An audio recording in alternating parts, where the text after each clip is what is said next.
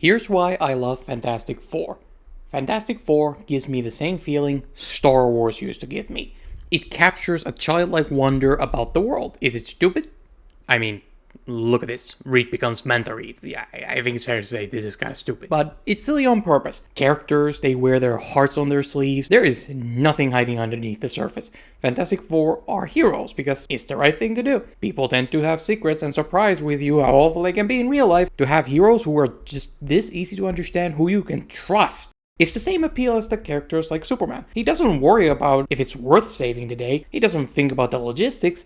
If you're in trouble, he will move heaven and earth to help you because he's just good. It is the same kind of heroism in them that I kind of fall in love with. Johnny might be a hothead and he is arrogant, but he's a good person who would never hurt another person intentionally. Reed might be a bit frustrating sometimes because he can become too distant, but you know for a fact he'll always help others in need. It's the appeal of a hero like Luke Skywalker. These are good people, and you can trust that. And that's comfy, because you know that things will be alright. It's quite an innocent book. Fantastic Four reminds you of the time when you didn't know the world sucks. One of the most important things that makes Fantastic Four come together is its playfulness.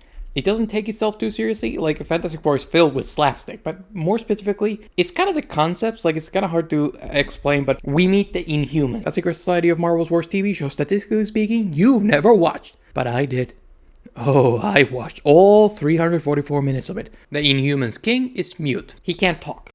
That is ridiculously impractical. That would be a major obstacle in being king in anything, just practically. Here, it's just allowed because it's cool. It's a child's logic. An adult would immediately ask, like, how does that work? But a child is like, okay, cool.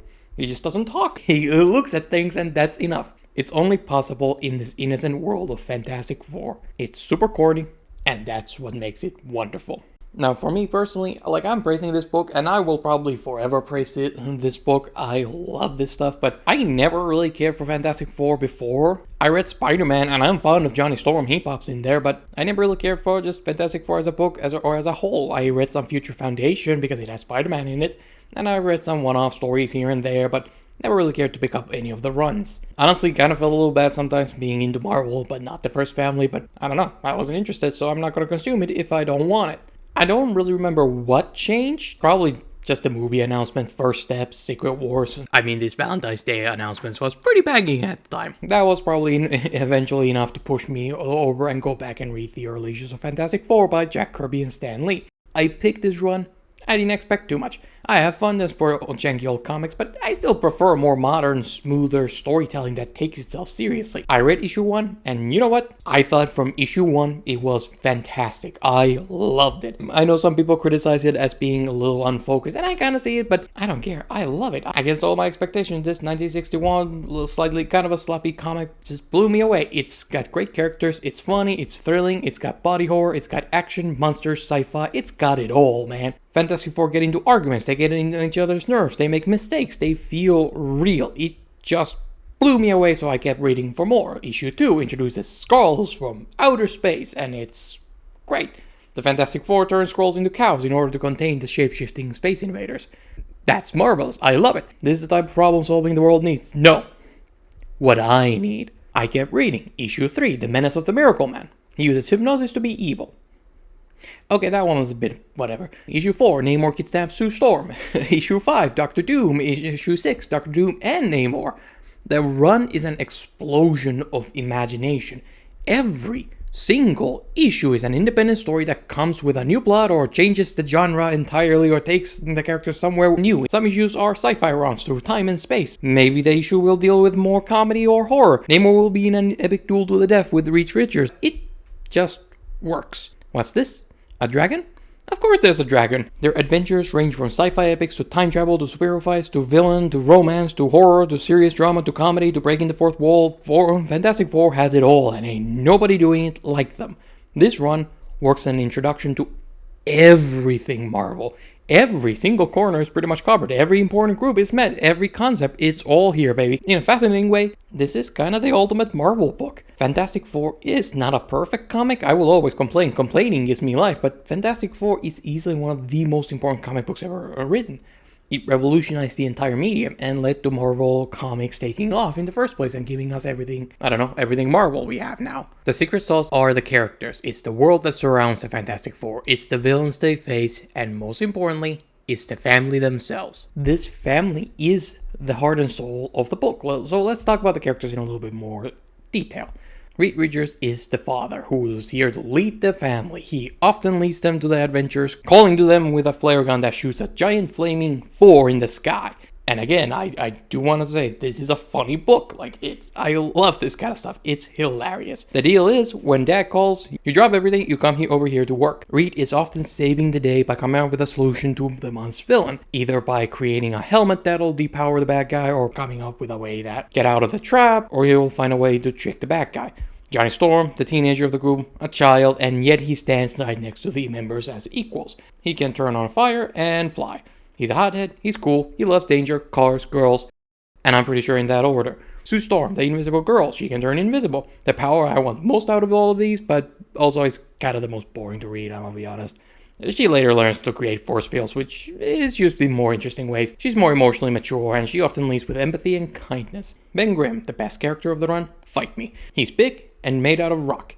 He will begin most issues angry about something, and then he will lose it and break stuff.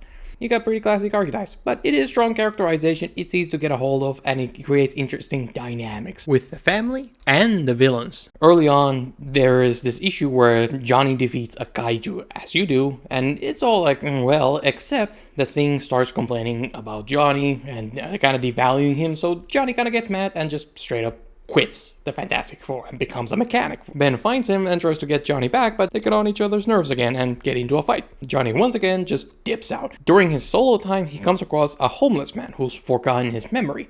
Johnny, being a caring guy, helps the man to shave. That's a bit of a weird thing to do to a stranger, I'll be honest. I'm not sure how this is helping, but, this homeless man shaving reveals him to be no other than the King of the Seas, Namor. Namor is about as an OG Marvel character as you can get. Fantastic Four is the first Marvel comic, but before that, in the 40s and 30s, it was called Timely Comics.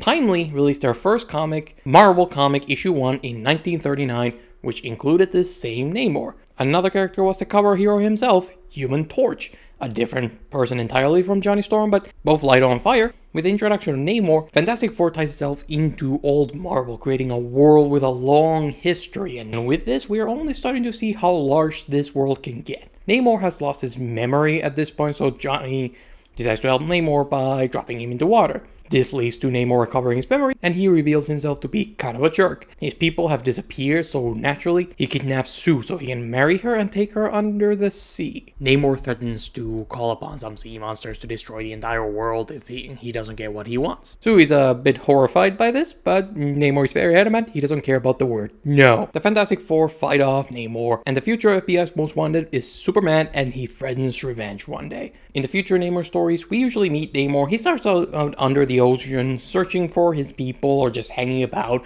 Then he decides, no, I'm gonna be absolute menace today. Screw it, beef with everyone. Namor is a really fun character. I know it doesn't quite come through at sometimes, but I promise you, at least for me, I really enjoy Namor. It's just really fun to see. He's just a menace. He's not even evil. He's just a jerk, incapable of considering anybody else's perspective or their position or their wants or needs. Namor does have an interesting relationship with the Fantastic Four. He seems to like Johnny. The run doesn't do much with that relationship, which is kind of a shame, but in Strange Tales, 07 I think, they fight and he wishes Johnny will join him when Johnny comes of age. So there's kind of a little bit of respect. He remembers that Johnny helped him. Namor loves Sue in a very creepy, very pathetic way, which then leads to his rivalry with and hatred of Reed. How dare you fall in love with a woman I imagine a fake life with? Die!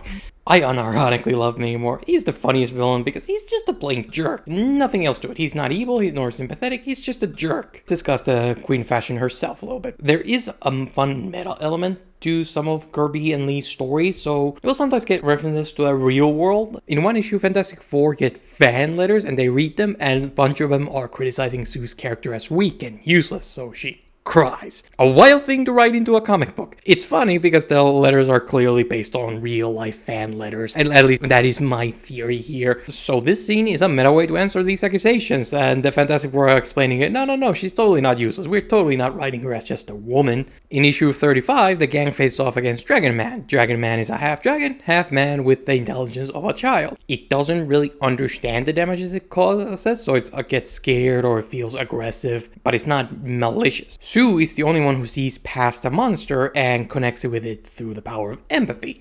Reed is too technical, so he's focused on problem solving, so he kind of struggles with that part. The Thing is a brute, and Johnny is too hot-headed to really feel somebody else's feelings like that in a tight situation. Only Sue can help in this story. Emotional intelligence is cool. In issue 22, Sue gains an entirely new, cooler set of powers. Force field. She uses this shield to capture a dinosaur that is in losing Reed's lap, as you do. Sue uses the force fields to protect the Fantastic Four from attack. She can create an invisible field and set that field flying and knocking people out with. It's simply put, cool. One of the more standout issues, or at least the more memorable issues, I guess, is issue 9. The end of the Fantastic Four. I'll spoil it. No, it wasn't. In this one, Reed spends all the Fantastic Four's money on stocks and loses it all. A tale as old as 1792. Like a miracle, the Fantastic Four get an offer to star in a movie for $1 million. They go to Hollywood, and there they find out this movie producer who made this offer is Namor. Namor collected a bunch of sunken treasures on his free time, so Namor's apparently absolutely loaded. He's bought a movie studio to make movies about his arch foes. His evil plot is he's gonna defeat the Fantastic Four on the movie set, and once they're taken out, Sue will have no choice but to marry him. You know, Sue doesn't want her entire family killed, so she kind of fights back. Show yourself to me. I know how you feel about me. You can't fool your heart. Come back. Sue. Namor blocks the door and uses his detective vision to locate the invisible girl. I don't know, look at this panel of him staring Sue down. Your struggles are useless. I like a woman with spirit. Only such female can be fitting mate for Namor, the monarch of the sea. I don't think Kirby and Lee quite realize how dark Namor's character is in these stories, because this is genuinely scary. I mean, look at him. Look at this panel of him staring Sue down, and he keeps doing it. I feel like such a weirdo for describing Namor as entertaining, because this is plain horrifying, and Namor's not even the only villain who does this kind of stuff. I'll get back to that in a moment. One of the best early issues is annual number 1. Yes, the annuals, the first couple annuals, you know, they're important and you should read them. Instead of writing the annuals as side stories, they are some of the most big and most important stories of the run, with long-lasting consequences or long-lasting information. These are monumental for the characters, and you should treat them like they were season finales. In the first one, it's end of like Namor's first arc almost. In this one, Namor has found his people, and he declares he's gonna do what he believes he was born to do. He chooses to be a jerk again and goes to war with the whole world. The Atlanteans invade the surface world, and the Fantastic Four must fend them off. Annual 1 is probably the most epic Fantastic Four story until Galactus. We got a whole war going on with armies colliding, no other heroes can make like appearances at all. Fun fact, this is the same month, I believe, as Spider-Man was fighting Doctor Doom in Amazing Spider-Man. Avengers and X-Men launched their issue number 1, so I guess the major teams just weren't really around yet to help. We get backstory on Namor and the Atlanteans as a whole. Basically, there was a race who lived alongside sapiens. Mermans went to live in the ocean, and they evolved just like humans did, except they cannot breathe air. They have their own civilization, own evolutionary line, and they need water, which is why they're separate from humans. They were caveman hunter-gatherers. They evolved, and so did their societies. They grew into kingdoms, and empires eventually became the one great sea kingdom we know now. Atlantis was a myth based on the ancient memory of the Mer people, but it never actually existed. I don't know. I think that lore drop is kind of cool. Eventually, a Mer princess travels to the surface to investigate humans who are making noise. I feel you, fish person. I hate my neighbors too. She meets a captain who's like, what? They fall in love and have a child, Namor, one of the first mutants to appear in Marvel. This mixed blood is what allows him to breathe water and air. A son of two worlds. Namor, our half-blood prince, kidnaps Sue. He does this a lot. So the rest of Fantastic Four have to solo Namor. bet. He builds a device that destroys all the breathing devices of the Atlanteans, because they have to use, water masks to give them water that they can breathe. When that's broken, they have to retreat to the ocean. I really love the ending. The Atlanteans see Namor's endless obsession with the surface traveler as a betrayal of his people. So they abandon Namor. Namor is beaten by Reed, rejected by Sue, hated by all the humans, and he's even abandoned by his own people, leaving the King of the Seas without a kingdom or people. No place welcomes him on the surface nor under the sea, a fate he created for himself. Quite the poetic ending for this psycho. I love it. Like I said, it feels like a season finale, and it's a very fitting one. He would go on to get his people back and get back into the groove of, assaulting women, but for his early career, it's a really satisfying beat. I love this final battle of him just being alone and being like, why doesn't nobody like me? It's a very bittersweet way to end it. I really love this story, and I love the scale of it. Fantastic Four as a whole can be quite a massive book, and something that helps it stand out is that every single issue brings it. I love the slower modern day storytelling comics. Fantastic Four, though, every issue has 6 issues worth of story crammed into them, and it can be a little much sometimes, and some ideas are underdeveloped, but overall it works really well here. Fantastic Four is an entire career's worth of ideas being pumped out on a monthly basis, and it keeps getting better and better. One of my favorite early issues is issue 19, Prisoners of the Pharaoh. Reed visits a museum and finds a curious hieroglyph that shows a blind pharaoh whose sight is cured by a radioactive herb. How Reed figures this means radioactive, I don't know. It says it's unmistakable. Reed wants to time travel to the past to study this miracle cure, so they use a time machine to time travel to ancient Egypt, where they are captured and brought face to face with the pharaoh, Rama-Tut, the man who would one day be revealed to be a variant of the villain who will never see his own Avengers film, Kang the Conqueror. The imprisoned Fantastic Four are turned into slaves, using their powers to entertain Rama-Tut and build his empire. Sue is forced to becoming his queen. Okay, now we're turning to this platform. I genuinely will say it, I like Sue, even in these early issues. I gotta defend her. I don't know, I just like her presence. She doesn't get as much focus as the other characters do. She doesn't get to do as many cool things as they do. Biggest issue revolves around characters like Namor and Rama-Tut trying to kidnap her and Reed saving her from them. This is such a disappointing thing to see, as I'd love to see what she gets up to without the men, but then you get Rama-Tut, who also kidnaps her and tries to force her into marrying him. It's a very repetitive plotline, and there are even other cases of men gooning over her. Namor, I'll let slide. All these other men, Rama-Tut, Puppet Master, now it's kind of a problem. It becomes kind of repetitive as a plot, straight up. It's just even if you don't care about the women, it's still kind of again, this is a comic meant to be read by younger audiences. No, it isn't weird that I'm reading a children's book from the 60s as a grown man. Why do you ask? The comic never really acknowledges the most uncomfortable implications embedded to these stories and what kind of effect it should actually have on Sue. This woman forced to marry these men. It's worth part of the run. That's an actual plot I can't stand, and I hate reading it. That's the one where it's that is way too unbearable. This series can be really dark, sometimes unintentionally, but sometimes intentionally. The tragedy in Fantastic Four is best captured by the big man himself. The Thing. One of the core battles in this book is the Thing facing his own monstrous looks. It's why he's called the Thing, because he's a man turned into this thing. Nice going, Reed. You're such a good friend. Funny thing about the Thing is that early on, he's kind of less bulky. He'll look leaner and more hideous. Over time, his design kind of evolves, turning into the rock formation we know. One of the most important early issues is issue 8, Prisoners of the Puppet Master. This story introduces the villain Puppet Master. Bet you didn't see that coming. He can mind control people through puppets, a take on kind of voodoo dolls. He robs people of their autonomy. He's scary with this creepy, distorted smile. He doesn't need to see you to mess you up. If he wants to, he can make you jump over a bridge halfway across the city and there's nothing you can do about it. He does create a puppet Pegasus he uses to fly around, which is really goofy when everything else about him is so messed up. You're reading something that is super violent on a very intimate level, and then boom, a flying horsey. The torch is after me, but he doesn't suspect that my flying steed is jet-powered. With Puppet Master, we're introduced to another major character, one of my absolute favorites of the run, Alicia Masters. She's Puppet Master's adopted daughter. She's blind, so she's, not aware of Puppet Master's evil ways. She has the power of empathy. Whether that's superpower or just her being perceptive, I don't really know. They don't really clarify it early on. Sue is invincible, but Alicia hears Sue's heartbeat. which might not be a superpower. I mean, Daredevil could do that too. So he like blind people in Marvel Universe are kind of, overpowered. So it's not really a superpower. It's just a trope of blind people seeing things others cannot. But, Alicia touches the thing, and this is what she says. This man, his face feels so strong and powerful, and yet I can sense a gentleness to him.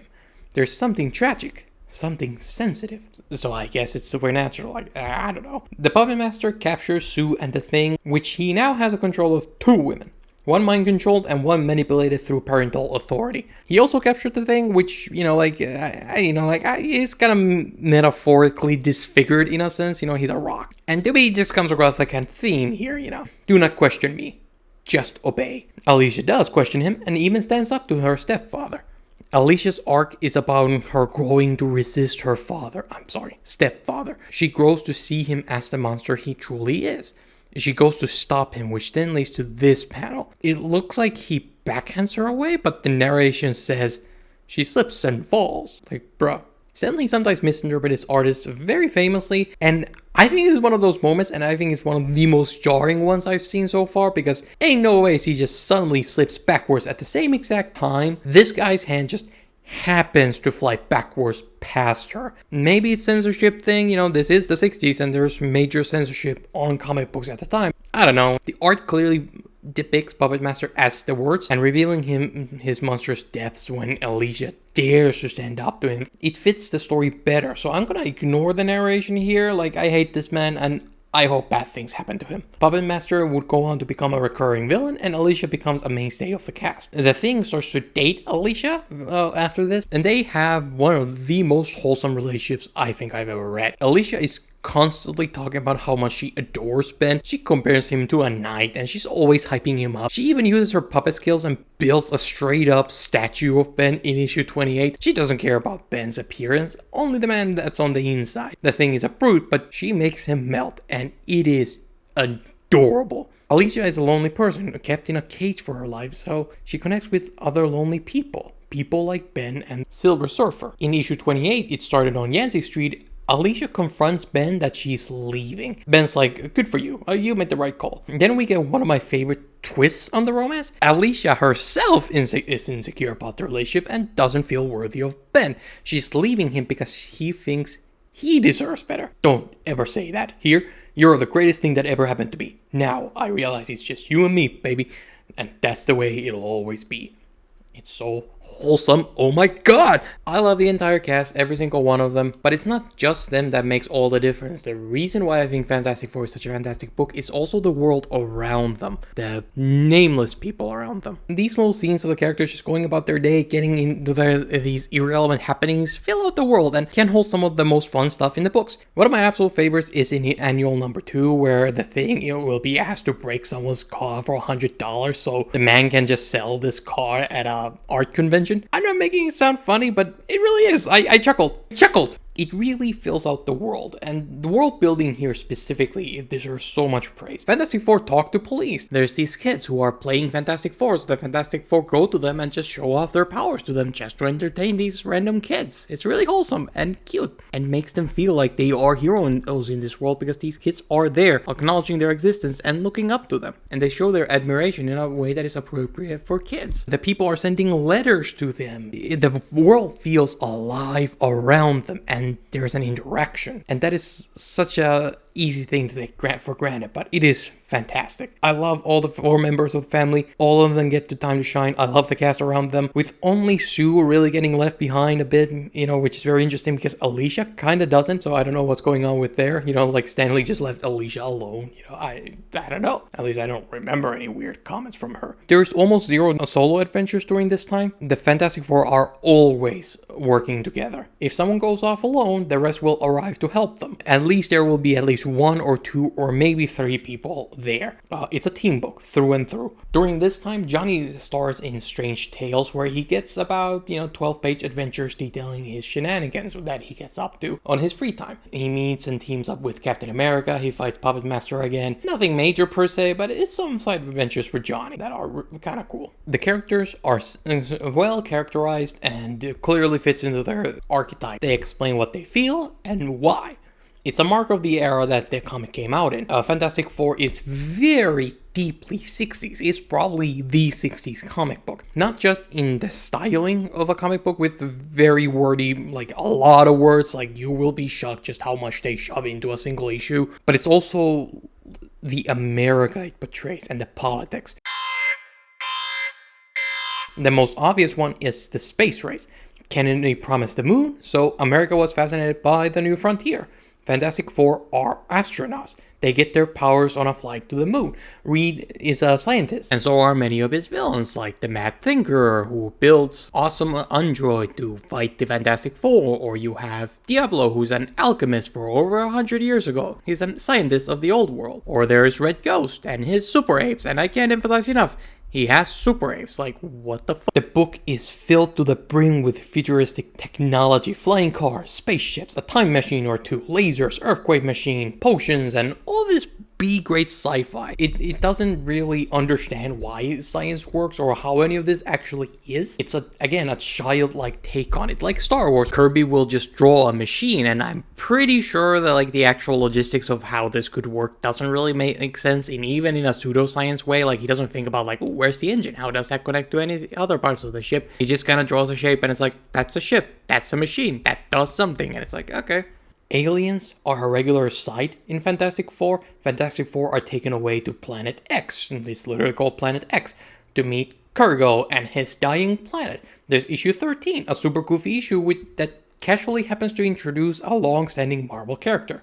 The villain of the month is Red Ghost and his super apes. Red Ghost, a Soviet scientist, and these are his superpowered apes. The apes can shapeshift, they can use telekinesis, and there's a monkey with a machine gun. Marvelous. They're trying to get to the moon for the glory of the Soviet force together, so the Fantastic Four raised them there. In the Marvel Universe, Fantastic Four are the first ones on the moon in 1963. On the moon, they discover the Watcher, a larger-than-life creature of unimaginable power beyond even our greatest science. The Watcher basically sees Red Ghost and the Fantastic Four and is like, you're fighting on my yard, get out. The shape-shifting Skrulls infiltrate society, which, like that is of course aliens again, science, but there's the other element, which is the Red Scare. McCarthy's whole, the enemy communists can be your neighbor and even, your own family members. Beware! Fantastic Four are nationalistic with the American spirit representing truth, justice, and the American wait, that's a different guy.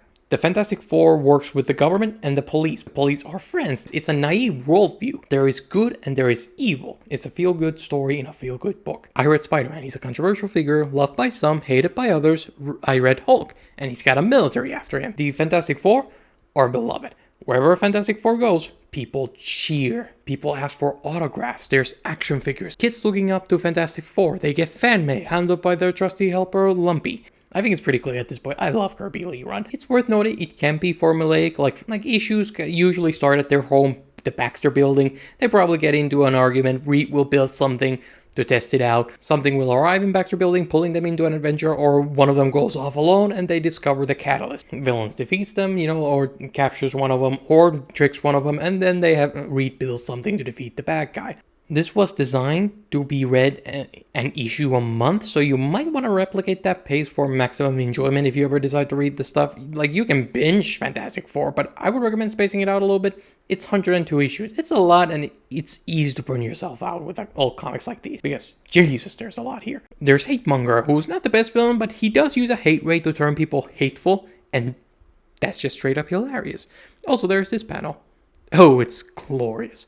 There's Namor, the King Never Take a Hint, and then there's, of course, the one and only Super Skrull. A Skrull who is given the same exact powers as the Fantastic Four. He can stretch, light himself on fire, he has super strength, all of that. The Skrulls are a persistent threat who want to invade Earth. They're just villains here. Not a whole lot of depth or complexity to them. I do think these villains they're great. These are great villains. I really enjoy this cast. I enjoy this era. But one of the things about Fantastic Four as a book that keeps it exciting and really keeps it going and makes this entire run so special is the fact that it keeps evolving. Those early issues are not the same as the later issues. Early on, Fantastic Four has a few crossovers. One of the first issues has a bunch of ads saying, Hulk is coming. Who is the Hulk? Later they meet and the Thing fights the Hulk. Hulk is Fantastic Four's first crossover, I believe, but not the last. There aren't many early on, like the next one is Avengers in issue 24 and 25. I believe it's the first two-part of the series, and it's filled with action of Fantastic Four fighting the Hulk again, and Avengers have to come in and help to stop the Hulk's rampage, and then there was an issue where they had to call Doctor Strange to help with Namor. Johnny would meet Spider-Man around this time in Amazing Spider-Man, and technically, he met Peter Parker in the Dragon Man issue. The world of Marvel is growing with a bunch of new characters coming in. Fantastic Four is the birthplace of Marvel as we know it today, but I don't know, I didn't expect the book to feel like an introduction to every Marvel corner imaginable. The sci-fi worlds, kaijus, microverses, time travel, magic like Doctor Strange. You get the alien worlds, the Inhumans, you meet all the different kinds of heroes and peoples and different series from Avengers to Spider-Man to X-Men, it's all here. Returning to issue 28, the Kang meets the Watcher once more. This time, he drops more lore on the universe. He feels more thought out this time around, like a proper Watcher instead of a random giant who's just kinda on the moon for some reason. Funny thing is, you have this panel where Reed touches a device that speeds up human evolution by 1,000 years within seconds, and Reed gets all wonky because of it. Nothing particularly important per se, but this issue was released in 1964, and as far as I can tell, that's 5 years before 2001 A Space Odyssey, which features the Obelisk, which evolves human being. Kirby would later go on to make a comic adaptation of 2001. I don't know, I thought that was neat. Around the issue 30s, we begin to see this second big change of the series as the stories grow larger in size. They are starting to get longer, we start to getting 2-parters and 3-issue epics. It's a slower change with the continuity becoming more of a thing with returning villains. Reed finally proposes to Sue, starting their honeymoon arc, fundamentally changing their characters. Like 99% of their interactions honestly is the same, so not much of a change, but don't get me wrong. But we can't drop the unconvincing will they, won't they act. I'm glad it's gone, I hate it so much. In issue 36, the Frightful Four, a group whose members change between appearances, but the first members are the Wizard, a genius who builds gadgets, Pastepot Pete, that he uses a glue gun to stick people, Sandman, and possibly the most significant of the four, Medusa. Medusa's power is to control her hair. Fantastic. Something I never quite realized is just how much Sandman gets around. Like, everybody knows Sandman is a Spider-Man villain. Like, yes, he appears in other books, and he can be quite important in those, but, in his early days, he only appeared 3 times under Ditko. Then he won't appear again for another, 135 issues all the way until Len Wayne's run. And then he disappears again for, another 63 issues where he pops up during O'Neill's run. Sandman appears within the Kirby run of Fantastic Four more times than that combined. You can combine 2 decades of Spider-Man, and in this one run, he has more appearances. I don't know, I didn't quite realize just how little Sandman there was in Amazing Spider-Man until now. One commenter mentioned that Wayne brought back old villains and kind of kept them relevant a little bit, at least in Sandman's case. Yeah, I guess that's kind of true, yeah. Frightful Four culminates in Fantastic Four losing their powers. The team's not happy, except the Thing, who's now a person.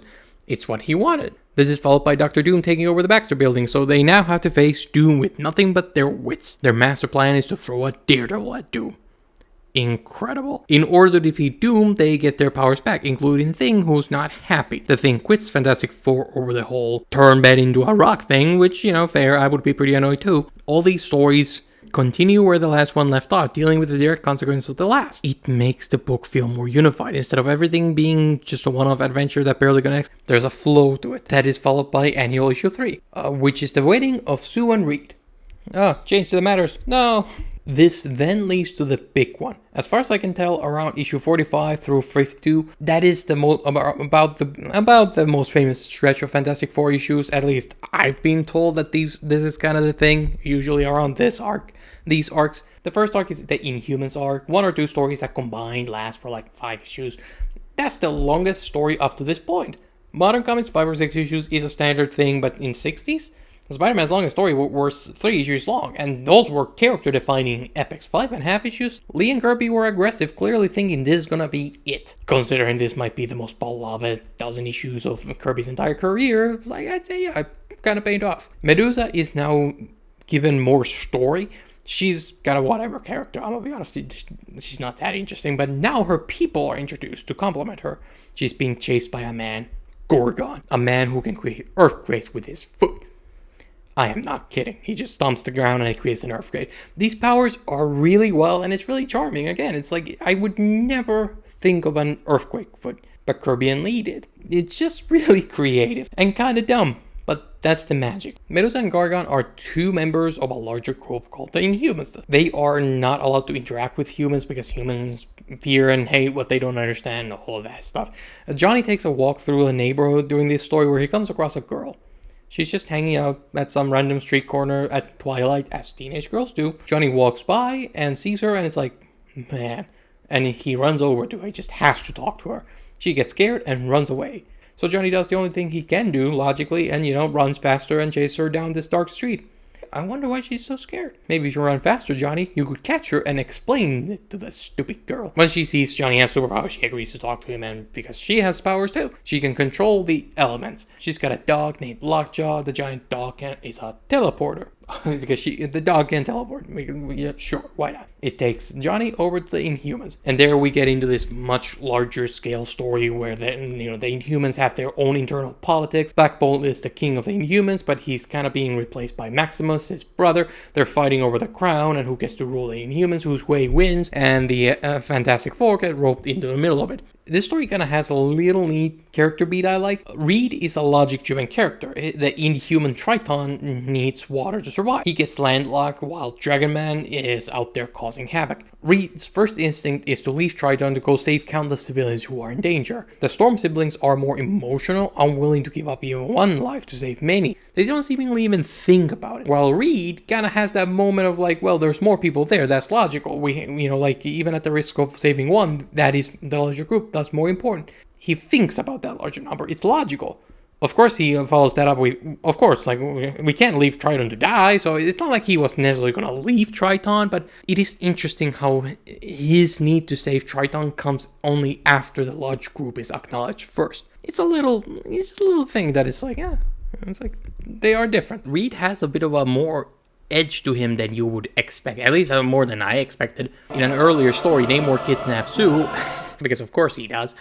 And, it's like Namor takes Sue under the ocean, and it's like, you're going to be in a cage for 24 hours, and you're going to fall in love with me, or I kill your entire family.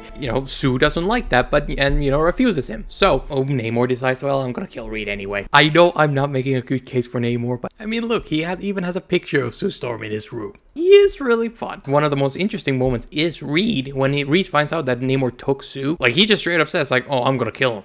Like, even looks at the other two and Fantastic Four members are like, yeah, you don't need to come. It's just me. It goes in, with an intent to kill Namor. He's got a bit of an edge, and it's like, it's kind of cool when he loses it. It's like, this, I like Reed. Reed is kind of cool. Now, like, the story has a wild ending. Maximus loses, shot for the throne, so in his desperation, he reverses the charge on his Atmo gun. No, I don't know what that means. Creating a negative zone around the Inhumans' lands, sealing them off from the rest of the world. Johnny is separated from Crystal, and he's genuinely heartbroken by this. Like, bro, you literally had one conversation with her. How are you in love? It's a large story, the largest up to this point. Clearly, Kirby and Lee put a lot more weight to these characters as they do kind of become regulars of Fantastic Four. There's a lot of, Inhumans during this era. It's all super goofy, but I don't know, I can't help but to be kind of into it. This arc leads to, of course, immediately probably the most iconic Fantastic Four story of all time, the Galactus trilogy. Silver Surfer is like an angel carrying the word of God. He's beyond us in power and in his purpose. He finds planets that have the material his master needs to consume. Once Surfer finds a suitable planet, he sends a signal to his master of the planet's location. The Watcher only observes. He never intervenes with the events of the cosmos. He breaks his vow because he's not very good at his job. He's broken this rule so many times he might just be the worst Watcher the world has ever seen. He tries to hide the world from Galactus, but because Uadu sucks at this too, he fails. Bro, you're so unimaginably bad at everything. Everything you do, you fail. It's unbelievable. Silver Surfer wields cosmic power. He can traverse the stars fast enough to traverse the stars. Like, I'd imagine that's pretty quick. Like, I don't know. And he seemingly has as much super strength as he needs. When we see him, he's always holding back, choosing not to punch humans' heads off. So, I don't know what the cap is here. But it's safe to say he's the strongest there is during this Marvel era. Except for his master and maybe the Watcher. Who are we kidding? Even if the Watcher is more powerful, he's too incompetent to rank as number 2. And soon arrives the Master Galactus, the Devourer of Worlds. He's so much beyond the Fantastic Four, there is nothing they can do to fight him. Galactus needs to consume planets in order to survive, just like the humans eat animals and plants. There is no emotions. Galactus just does what Galactus does. Galactus is this foreign god, indifferent to humans, as he says, like ants. In a battle between humans and Galactus, Galactus wins, simple as that. Watcher is kind of like Christian God to me, the Holy Spirit. He doesn't intervene, he just wishes what's best for us. He cares, but he must not do anything for us. Except in his love, he does empower Johnny Storm to travel to the edge of the existence. Or kind of a purgatory, the underworld. It's a classic myth trope to travel to the god's realm to find the power to save mankind. Watcher helps, but it is ultimately up to humans to save themselves.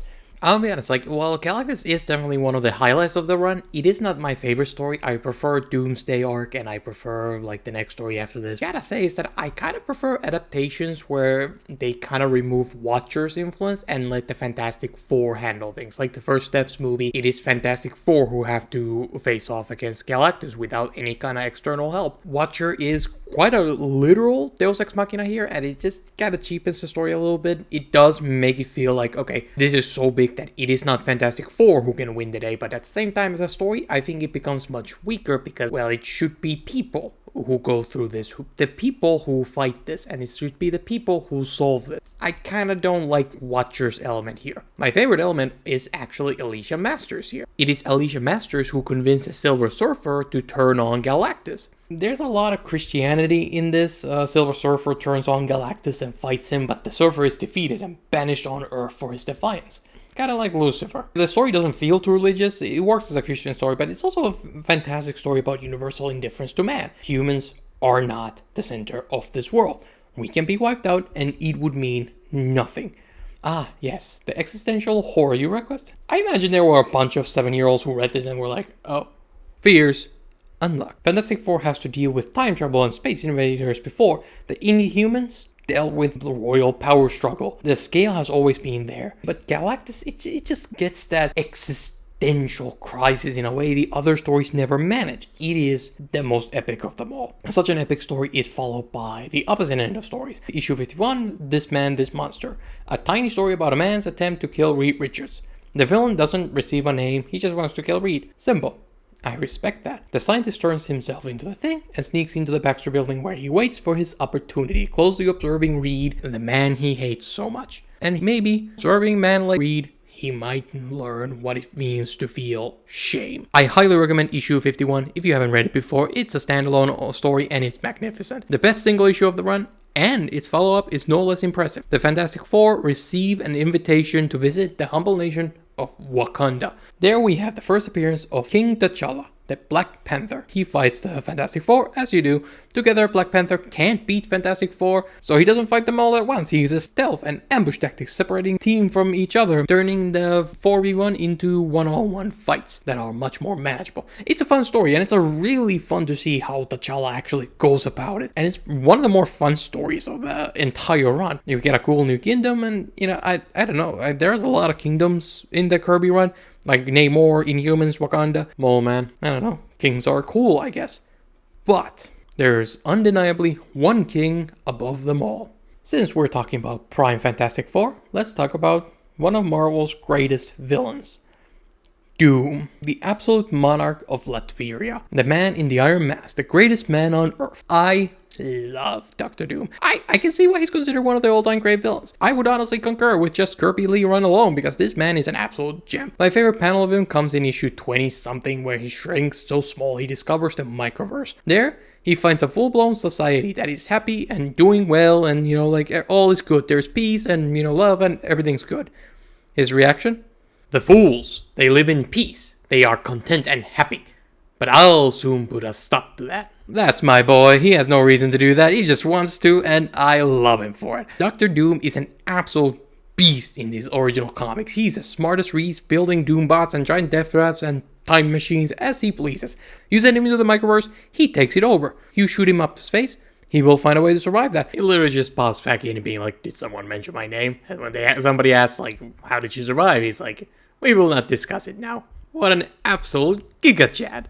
Doom goes toe-to-toe with the Thing using gadgets. His suit gives him super strength to match superheroes. He's a goofy villain. He's over the top. He knows he's over the top. He wants you to see every bit of it. His throne has his initials on it, like not Victor Von Doom, Dr. Doom, DD, instead of VD, on both sides of the throne. Like, that is just amazing. I love him so much. One of my absolute favorite petty Doom moments comes from issue 39, where Doom takes over the Baxter building. Doom shoots up a flare in the sky that tells everybody he will defeat Fantastic Four, because it's not enough that he beats them, everyone must know he did. Now that's petty. Doom is by far the most fun villain in here, and he honestly might be the straight up most fun character out of anybody. But despite his infinite evil, there is a tragedy to him that completes his character. He would be magnificent even if he didn't have a backstory, but he's given a real piece of humanity that grounds him and makes him just feel that extra real. Annual number 2 reveals his origin story. Victor Von Doom is a Romani. His father was a Romani healer. The father was ordered to go to Baron's castle to heal the Baron's wife, but the wife couldn't be saved. The Baron blamed the Romani healers and tries to kill them. Doom's father is forced to flee with Doom, but traveling alone in the rain and the cold leads to a fever which then kills the father. Doom is left a young orphan in a society that hates his people, treating them as lesser. Doom grows bitter because of this. His father was a good man, a man who'd do his best to help others, and the world killed him for it. Doom rejects helping people. People won't have his kindness, and they certainly don't deserve it. Doom's mother was a sorceress who was killed when Doom was an infant. I don't know, that's all they give in these issues. That's kind of a wild thing to drop there, but apparently that's the thing. Doom spends his years learning the arcane arts. He learns engineering and science. He uses his skills to sell fake tools and potions to the elite. He tricks them by selling a pot of coal that turns into the mud next day. He builds robots to escape authorities. All the wealth he makes, he gives away to the poor. Eventually, Doom concocts his final experiment.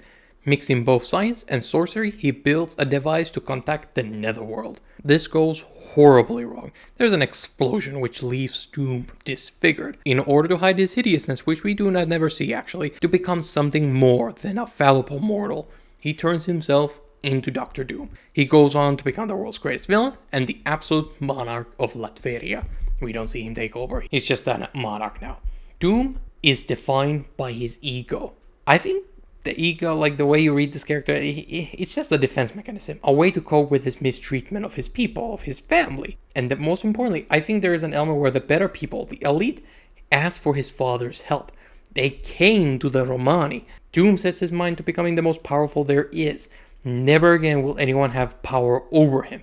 Doom's endless lust for power is just a big hope, a way to gain control that he didn't have when he was younger. While he does a lot of grandizing, he really does seem to be obsessed with everybody else, specifically anybody who might challenge him in any way, Reed being the big one. I think he might even be afraid of Reed to a degree. When Reed beats Doom, like, I don't know, like, I could imagine that being like reliving a childhood, and that's what leads to the endless cycle of revenge, because Reed isn't exactly a threat. You know, Reed is not malicious or trying to do anything, but the idea that Doom cannot control Reed, he just can't live with that possibility because, you know, like, it feels like he is the child again, with the Baron looking over him, destroying his life, and Doom can't do anything about it. Doom never takes off his mask. It's like a Darth Vader thing. His face is not shown, but wearing a steel mask at all time, that's kind of dramatic, I'll be honest. The Thing walks around just fine, but not Doom. He's a diva about his looks. I think there's a thing where he has to have some scars. Like, we don't see his face, so we don't know how scarred he is. He can be super scarred or just have a tiny scratch. But he has to have something, I think, for the character to make sense, because there's an eternal reminder of just how vulnerable he really is. Even with all his might, all his sorceries, all his technology, he can't control everything. Some of us are just ugly, and no magic can change that. Me too, brother.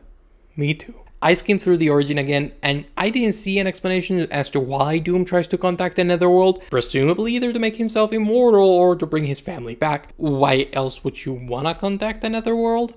Like, I don't know, maybe for the bragging rights, but I don't think it's specified here. Like, I read this story a while back, I skimmed through it again, but I don't know, maybe I missed it. But it's a little weird just dropping there, like, oh, contact the netherworld. Like, why? Like all these words, and that's the one thing you don't mention. Like, am I stupid? I don't know. Maybe I should double check. Nah, I won't. Doom has mastered science and magic. He doesn't use too much magic during this run, but he did master the mystic arts, and usually characters aren't allowed to master both science and magic, so it does put Doom into a bit of a specific club where he's a master of everything. You can kind of put him anywhere and he would still be on par or better than your hero, so that's kind of cool. I kind of wish we saw more of that magic side, but I don't know, whatever. Doom's ego is what drives him to be the great man he is, but it's ultimately his downfall as well. Doom parallels Reed a little bit here, but both are genius scientists, but he uses his powers to be the pettiest man alive, while the other, Reed is cool and awesome, but it is interesting to me that Baxter building. Doom takes that over, and, Fantastic Four have to fight their way to the top. And, the building itself puts up a huge fight. The first family's home looks like a villain's lair. There isn't that much of a difference between Doom and Reed. In a certain light, Reed's home is the villain's lair. It's interesting to me. Possibly my favorite appearance of this early Doctor Doom happens in issue 58, the Doomsday arc. Doctor Doom invites Silver Surfer over to Latveria. There, he tricks Silver Surfer and manages to steal his powers. With the powers of the Silver Surfer, Doom becomes more than any man, unbeatable. He attacks the Fantastic Four and defeats them with ease. Against the overwhelming odds, Reed straight up surrenders. Reed knows he's been bested, and Doom immediately gives a big speech about how insignificant the Fantastic Four are. They are so far below him. Knowledge that Doom is superior shall be their greatest humiliation. Doom leaves the Fantastic Four alive and just dips out. Doom has outsmarted an angel, and he's bested the Earth's greatest heroes. Thus, he is the greatest, but he's not. Reed couldn't win, yes, so he purposefully played into Doom's ego. Reed knew that it's their only chance for survival, and he was right. The Fantastic Four are humiliated, yes, but they live to fight another day. And they come around and end up defeating Doctor Doom. Then they do it again, and again, and again. For all his greatness, Doom is blinded by that ego. He doesn't just want to win. He wants you to know he won. He wants you to admit he won. He wants to have control over you. And that's what gives the Fantastic Four their advantage. Maybe Doom could be superior, but he will always get in his own way, no matter how powerful Doom is. Reed finds a way to outsmart Doom, because Reed can take a humiliation for the greater good. Doom cannot. There are things Doom just cannot do. Doom is his own worst enemy. I love Dr. Doom. He's a great mix of tragedy and, most importantly, pure, unapologetic villainy. Doomsday arc is one of my absolute favorites of all the Fantastic Four. There is so much going on during this era. The Inhumans, who are these side characters essentially, are developed more in 2 arcs than most Spider-Man characters during all of Stan Lee's time. It's kind of nuts how much they shove in here. You got about a dozen characters separated into 2 or 3 different groups, all going through their own character arcs and plots. You got Dr. Doom stealing Silver Surfer's power. Surfer is left prisoner, and Doom goes to fight the Fantastic Four. Johnny during this time is with Wyatt. I don't know who that is. He just kind of appears one day. Who cares? Trying to befriend Lockjaw. So Lockjaw will help them free the Inhumans. The Inhumans get their own point of view. On top of that, where Maximus and Black Bolt have their own brotherly drama with, some nuance there between how they view each other.